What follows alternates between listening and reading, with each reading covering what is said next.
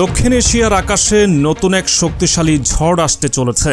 বাংলাদেশ কি এমন এক সামরিক ক্ষমতা অর্জন করতে যাচ্ছে যা ভারতের জন্য বড় ধরনের দুঃসংবাদ হয়ে দাঁড়াবে?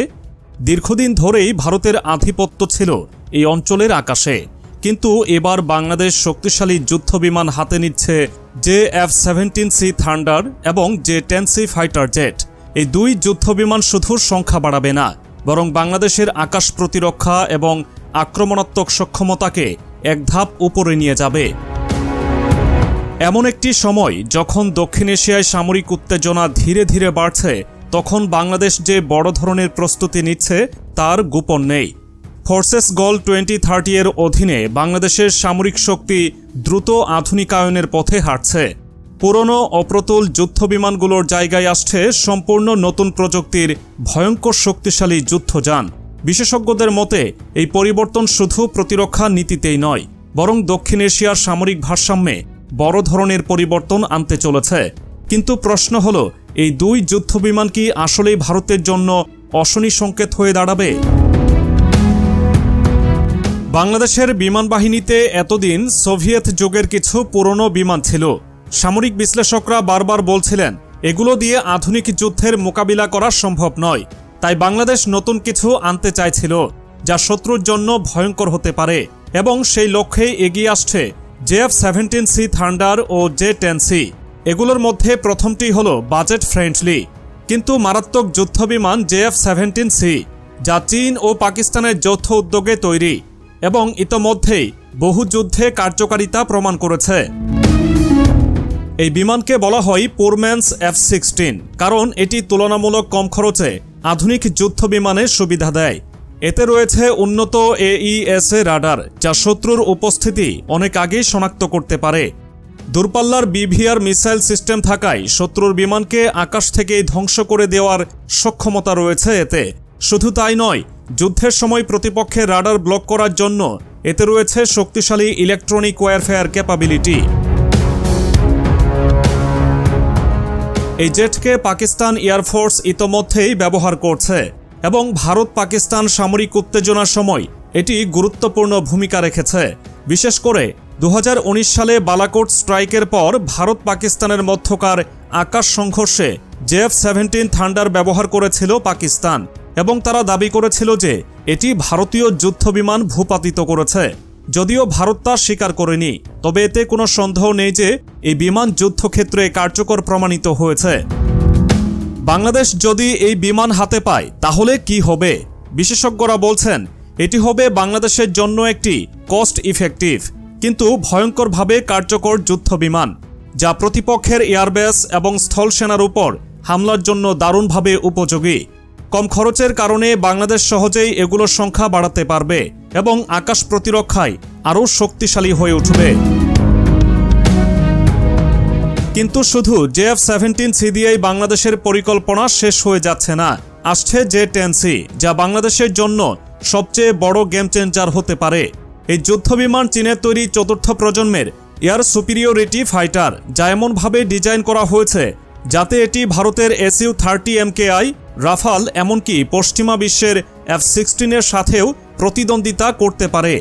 বিশেষজ্ঞদের মতে J-10C এমন একটি বিমান যা বাংলাদেশকে দক্ষিণ এশিয়ার আকাশ যুদ্ধে সম্পূর্ণ নতুন মাত্রায় নিয়ে যাবে, কারণ এটি শুধু গতিতে নয়, এর কানাট ডেল্টা উইং ডিজাইন ও উন্নত এভিওনিক্স এটিকে অসম্ভব রকমের ম্যানুভারেবল করে তুলেছে। শত্রু যদি একবার এই বিমানের সামনে এসে পড়ে তাহলে এটি পাল্টা আক্রমণের জন্য প্রস্তুত। তবে সবচেয়ে বড় চমক হলো এর অস্ত্র ব্যবস্থা। J-10C এর সঙ্গে যুক্ত করা হয়েছে PL-15 long range air two air missile, যার রেঞ্জ 200 কিলোমিটার পর্যন্ত। ভাবুন তো, শত্রুর বিমান বাংলাদেশের আকাশসীমার কাছাকাছি আসার আগেই একে ধ্বংস করে দেওয়া যাবে। ভারতের রাফাল বা তেজাসের মিসাইল রেঞ্জ সাধারণত 150 থেকে 175 কিলোমিটারের মধ্যে, ফলে এখানে বাংলাদেশ এগিয়ে যাচ্ছে। এই যুদ্ধবিমান শুধু আকাশ যুদ্ধেই শক্তিশালী নয়, এটি ভূমিতে নির্ভুল হামলা চালাতেও পারদর্শী। অর্থাৎ শত্রুর এয়ারবেস, রাডার স্টেশন বা স্থলসেনার উপর সার্জিক্যাল স্ট্রাইক চালানোর জন্য এটি পারফেক্ট। আর এই কারণেই এটি ভারতের জন্য বড় ধরনের মাথা ব্যথা হয়ে উঠতে পারে। এখন প্রশ্ন হচ্ছে, বাংলাদেশের হাতে যখন এই দুই শক্তিশালী বিমান থাকবে তখন ভারতের কি সত্যিই উদ্বিগ্ন হওয়া উচিত? ভারতের সবচেয়ে শক্তিশালী যুদ্ধ বিমান রাফাল, তবে সেটির সংখ্যা এখনও সীমিত। অন্যদিকে SU-30 MKI ভারতের প্রধান এয়ারক্রাফট হলেও এটি তুলনামূলক পুরনো এবং নতুন আপগ্রেডের অপেক্ষায়। এর বিপরীতে বাংলাদেশ একেবারে আধুনিক যুদ্ধ বিমান হাতে নিচ্ছে, যা সরাসরি ভারতের রাফাল ও SU-30 MKI এর প্রতিদ্বন্দ্বী হতে পারে। এমনকি সামরিক বিশ্লেষকদের মতে বাংলাদেশের এই সিদ্ধান্ত দক্ষিণ এশিয়ার সামরিক ভারসাম্যে নতুন এক মোড় নিয়ে আসতে পারে। বাংলাদেশ যদি দ্রুত JF-17C ও J-10C পুরোপুরি অপারেশনাল করতে পারে তাহলে এটি কেবল প্রতিরক্ষা শক্তি বাড়াবে না, বরং এই অঞ্চলে ভারতের একক আধিপত্যকেও প্রশ্নবিদ্ধ করবে। তবে শুধু শক্তিশালী যুদ্ধবিমান থাকা যথেষ্ট নয়, বরং এগুলোর কার্যকর ব্যবহারই মূল বিষয়। বাংলাদেশের কাছে এই নতুন যুদ্ধবিমান থাকলে তার মানে এই নয় যে ভারত বা অন্য কোনো প্রতিপক্ষের সঙ্গে যুদ্ধ অনিবার্য, বরং এটি একটি কৌশলগত চাল, যার লক্ষ্য বাংলাদেশের আকাশসীমার নিরাপত্তা নিশ্চিত করা এবং জাতীয় প্রতিরক্ষায় আধুনিক সক্ষমতা অর্জন করা। তবে প্রতিরক্ষা বিশ্লেষকরা বলছেন, এই প্রতিরক্ষা শক্তি ভারতীয় সেনাবাহিনীর জন্য বড় ধরনের সতর্ক সংকেত। বিশেষজ্ঞদের মতে JF-17C এবং J-10C হাতে নেওয়ার ফলে বাংলাদেশ শুধু আকাশ যুদ্ধে এগিয়ে যাবে না, বরং প্রতিপক্ষের উপর মানসিক চাপ সৃষ্টি করবে। যুদ্ধক্ষেত্রে শত্রুকে মোকাবিলা করার আগেই যদি তাকে কৌশলগতভাবে চাপে রাখা যায় তাহলে সেটি সবচেয়ে কার্যকর প্রতিরক্ষা, আর এই নতুন যুদ্ধ বিমানগুলো সে কাজটাই করবে। তবে ভারত কি একে সহজভাবে নেবে? একেবারেই না। ভারতের প্রতিরক্ষা বিশ্লেষকরা ইতোমধ্যেই বিষয়টি নিয়ে আলোচনা শুরু করেছেন। ভারতের মিডিয়া এবং প্রতিরক্ষা মহলে অনেকেই বলছেন, বাংলাদেশের হাতে J-10C আসা মানেই ভারতের জন্য নতুন মাথা ব্যথা, কারণ ভারতীয় বিমান বাহিনীর প্রধান ভরসা এখনও SU-30 MKI এবং তুলনামূলকভাবে কম সংখ্যক রাফাল, যা বাংলাদেশের এই নতুন যুদ্ধ বিমানগুলোর সরাসরি প্রতিদ্বন্দ্বী হতে যাচ্ছে। তবে এখানেই শেষ নয়।